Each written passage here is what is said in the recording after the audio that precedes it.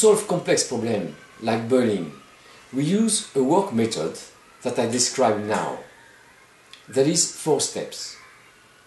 How to proceed to the first storytelling. 2 approaches are possible. To receive the person's spontaneous expression related to an action. He or she realized a problem that troubles him or her, a suffering he or she endures, an activity he or she needs to talk about, and an emotion that either surprised or disturbed him or her, anger, submission, feeling. To ask a general question concerning the person's life are the aim of the work that had been decided during the last interview. During the narration of the first storytelling, it is important not to interrupt in any way of speech that the person has until he or she marks the end of his or her story. It can be with a silence, a leap to another problem, the continuous repetition of the first expression, a word meaning the end of his or her story, such as "that it's here, you are," and so on. How to proceed to the second storytelling? The aim of the second storytelling is to gather precise information in order to avoid the false interpretation that could occur because of the vagueness of the first storytelling. Generalities, procedures, habits, reminder of the social representation.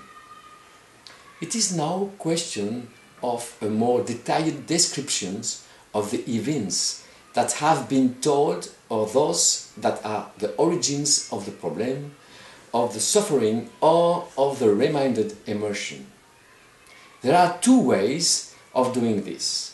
The person is asked to describe precisely the events to which he or she refers. The person has to be helped to remind a concrete situation in which he or she met the problem stated in the first storytelling, or an event at the origin of the suffering. For instance, in the case of the reminiscence of an action or an activity, the person is asked to resume from the beginning of this action with a question of this type. Could you tell me more precisely how it happened, or how it began? If we are in a situation in which the aim is to help him or her to remind and concentrate on a concrete event, the question will be more like this. Can you tell me in which event you have experienced the problem you stated, and in which event you have endured the suffering or emotion, anger, lowered self-esteem, and so on.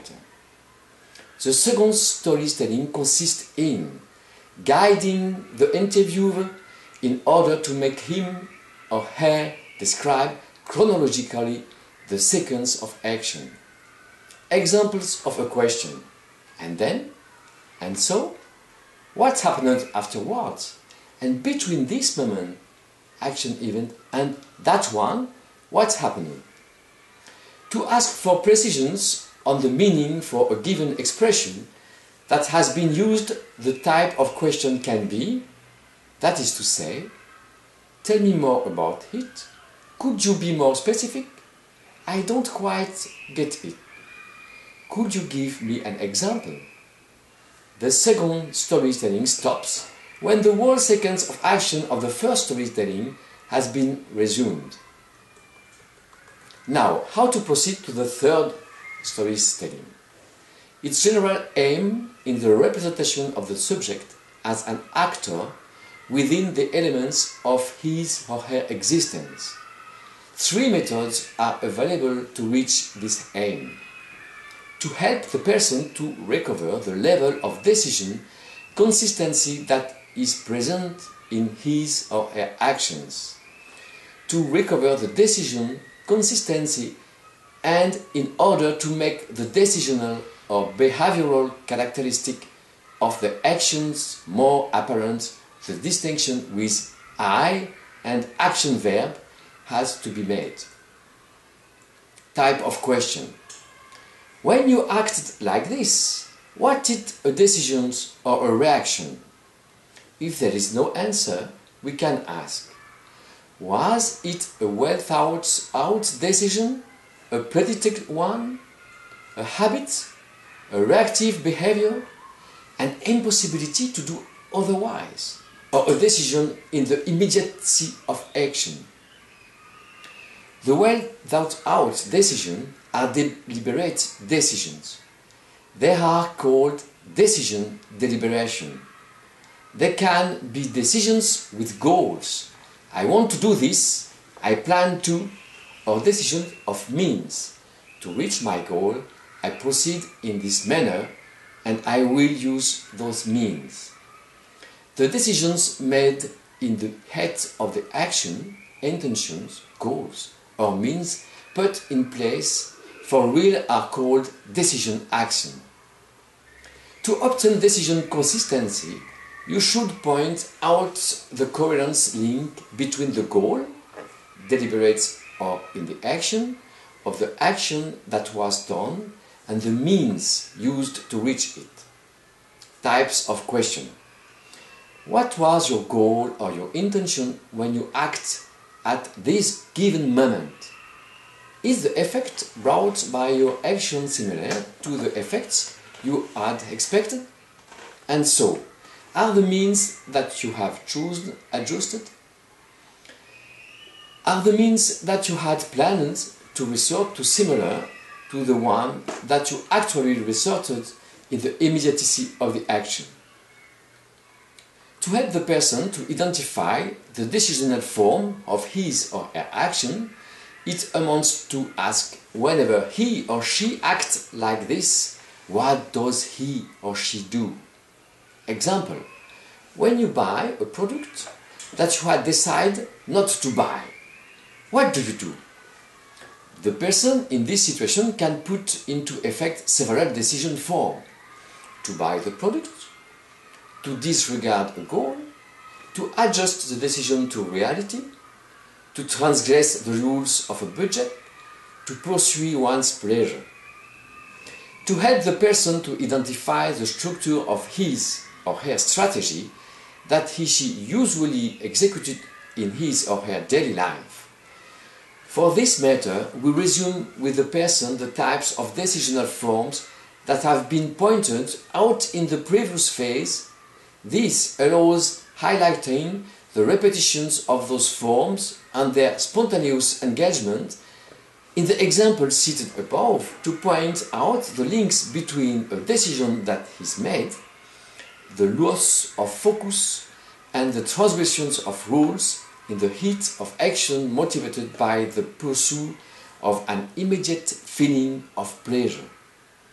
This repeated logic highlights a common strategy of actions or of reactions to the events. This logic has to be retained or to be modified with regards to the goal of this session. And now how to proceed to the fourth storytelling.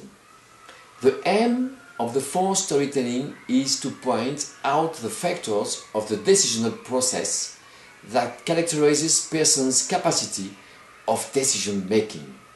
For this, we need to take a decision known as a decision made by the person in the immediacy of the action. You should not take a decision made during a deliberation time before the action. Looking for the importance of perception factor, for an adjusted decision, 4 perceptions of different nature within the immediacy of action have to be distinguished. Bringing the person back to the precise moment of a decision making, he or she is asked, at this moment, when you made the decision, what did you perceive from reality at this very moment? If the person does not answer the question, modify the form of the question, either by changing the notion of perception with a listing of all the senses. Example: what did you feel? What did you see and what did you hear? What did you smell? Or by making the question more general, asking him or she or her what went through his or her mind at the moment of the decision making. If the person states one or two perceptions, help the discovery of other perceptions with the question: do you perceive other feelings? Looking for the importance of distinctions of the importance factor for an adjusted decision, three major importance have to be distinguished within the immediacy of the action. When the person has finished answering this search for perception, you continue by helping him, her, to discover the number and the type of importance with regards to the issue taken into account of the moment of the decision in question.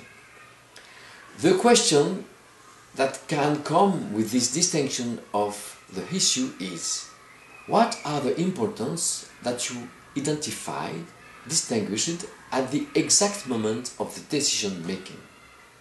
If the person identifies less than three issues, the person that assists him or her in the discovery of the significance of this factor can help by asking: wasn't there another important element that you considered to make this decision?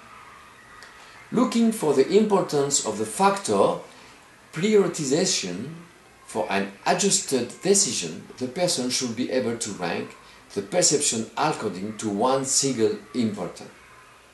When the person finishes answering this search for issue taken into consideration, you have to continue by helping him, her, to identify the importance that ranks first in the decision making. In order to answer that the person does not answer according to a representation that matches his or her systems of values, or what he or she thinks correspond to what the interlocutor supposedly expects, this latter can ask: are you sure that it is this important that was the origin of your decision? Thank you.